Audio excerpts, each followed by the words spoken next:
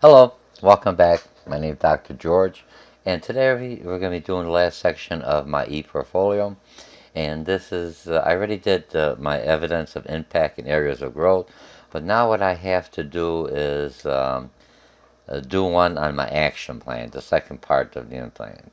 So we've already covered this in this quick recording, I think 15 minutes, give or take, how I looked at assessments and information I got, how could I utilize that to improve my teaching methodology, how to improve my delivery method, and how to basically adjust the class so that the students get 100% or 110% uh, learning environment, looking at their critical risk, collaborative learning, everything, not only learning the subject matter, but also learning the social skills that they need to be effective in business. Collaborative learning, or what we call team building. So today, I already talked about that. Now I'm going to be talking about this section here, my overview, exploration and action plan. This exercise going through the ePortfolio was a good eye-opening for me. And after everything else, I'm doing all right. You know, there's a lot of areas I could improve. Right now, this is just the first, uh, taking everything that I've done and putting it into a portfolio, one section. So now, what I've looked at were areas I really want to concentrate. Since more and more of my courses are online or blended class, how do I make that online experience rememberable, a learning experience, an experience that they'll tell others, hey, take online classes because they're interactive, because of what technology could do.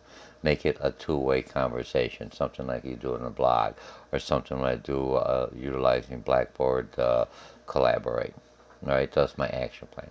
How do I make it more interactive? The first way I have to do it is by looking at what I wrote here, is looking at the reflection. I've done that from another instructor. I worked on her, what we do in the business division. One instructor will create the template, another instructor review it and give it back, and then we find a common denominator, a common acceptance, and now other instructors could utilize that shell. Don't have to reinvent the wheel, but make the wheel better or modify it to their teaching style, and also to their students' learning styles. It gives them a lot of flexibility. It reduces the learning curve, and it brings consistency within the department. So, but one way to what I've been doing, I've tried things. In a face-to-face, I always get some kind of feedback. But in an online class, how effective is it? Are they going to be honest with me because they're afraid it's going to affect their grade? You know what I mean? So all those things, those bias, I try to get out of it. What I really want to learn is how do I improve the course? And through reflection, that's a thing, at Blackboard you do assignment, reflection. What I've done the last couple of semesters, they would every weekly tell me what they've learned. They have to give me at least 150 to 250 words. It's about like one page, a few paragraphs. What learning? What was the biggest thing that they could take and actually be able to apply it? Then in that reflection section, it could be a one-on-one with me because I'll reply to them, oh, yeah, that's good, you learned this, or you have an issue with this problem. I could explain it to them one-on-one, which builds up a relationship. During that reflection, what I found out, students that have problems with the course, or they have problems with some areas of the course, would basically respond to me and say, Dr. George, I'm having this issue here. I'm sorry I wasn't as active as I normally would be. I had this personal issue with my family, my mom, or whatever, my child. Irrelevant. It gives me that communication and feedback, that connection I have with the student. Now, or a lot of times they'll tell me this is a hard subject. I wish you had had more examples. And now I could bring that up in the next week and make that adjustment, but still keep the core or the template that we're utilizing and covering the material consistent going forward. So that's my thing. How do I? So I'm going to be utilizing that more. I'm also going to be utilizing what I want to do now, taking technology. And the other one, what I want to do, I want to create 2 full online lectures for my blended Now my blended, my full online class, the blended classes, they see me in the classroom, and then they have online homework to do. On my full online classes, it's all one-way communication. Either they see me through the videos, which is still better than just reading everything else or listening to the publisher, because it gives me some information. It gives them information. But now they could connect with me. But now if I have a virtual classroom, which Blackboard Collaborate Ultra that Harper is offering, and the same thing with the other school I teach at, not all the bells and whistles as Harper has, but now I could basically do a lecture with the students having a webcam, being in a meeting, communicating, but in the luxury of their homes or in the library or in the school. Wherever they have a webcam, they could connect. Most students, 99%, have smartphones. They can make the connect and go to the library and have the audio through the smartphone, or they could have, most of them have their laptops or notebooks or whatever, electronic notebooks, so they already have access to the internet and they already have a web camera. So this makes a connection. But before I go on to this, one of my goal was I have to be comfortable with the program, like I am with these podcasting. I know I got to keep it down. That's one of my complaints.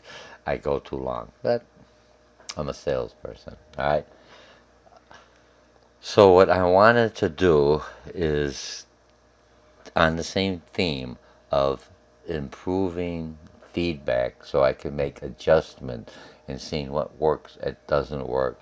I was looking at, I've done it the last semester in my management 291 strategic management and marketing class. A volunteer basis was an interactive water cooler. What I want to do this semester as part of my action plan is to have an interactive water cooler and see how that works. And they have to come in a certain time. Everyone has to respond. So how could I'm trying to figure out how to manage 20 to 25 students online. I could manage them easier on the blended classes because I could talk to them. And I'll also try this interactive water cooler with my blended classes because I could get constant feedback before I actually go full live.